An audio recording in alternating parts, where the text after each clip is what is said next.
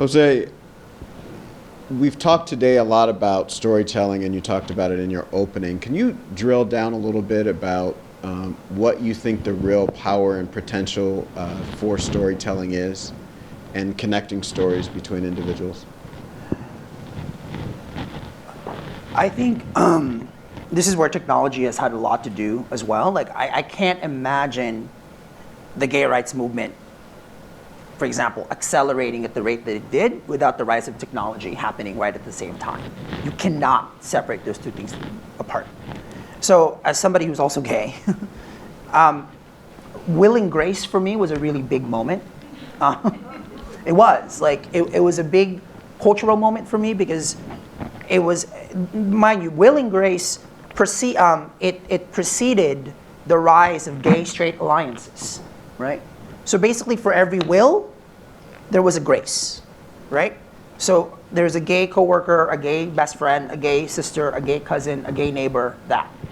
And if you take that, for example, and you apply that paradigm to undocumented people, right? The fact that the 11 million undocumented people in this country are fully integrated in society, and the fact that we have allies, like the fact that, you know, we have teachers and coworkers and lovers, and, you know, like you have mixed status families where the 31-year-old is undocumented, but the 15-year-old is American-born citizen, and the parents are undocumented, right? That's the reality of 17 million households in America.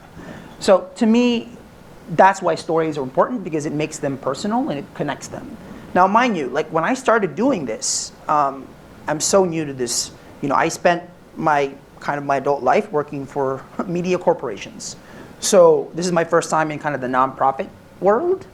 I remember actually one funder asking me, why go nonprofit? Why can't you just do your thing? Because mind you, like I could just, you know, I can write, I can do, like for example, there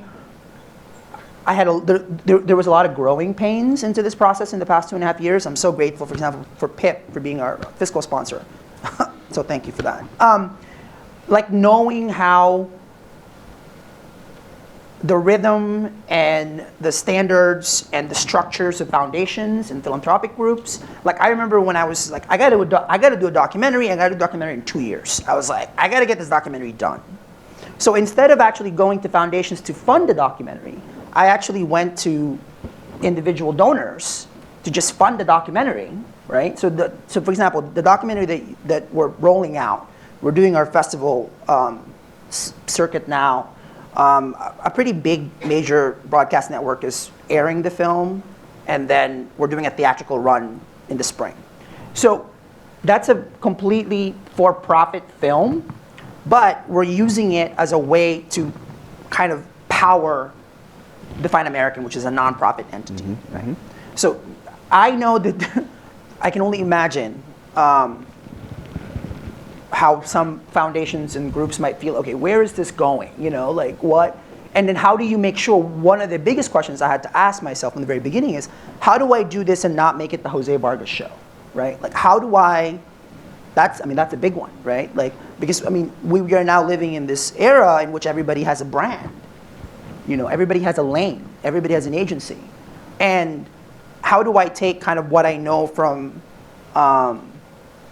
the journalism, mainstream media space and apply it to kind of this technological framework, and also address, you cannot separate technology and demographics. Those two things come hand in hand, right?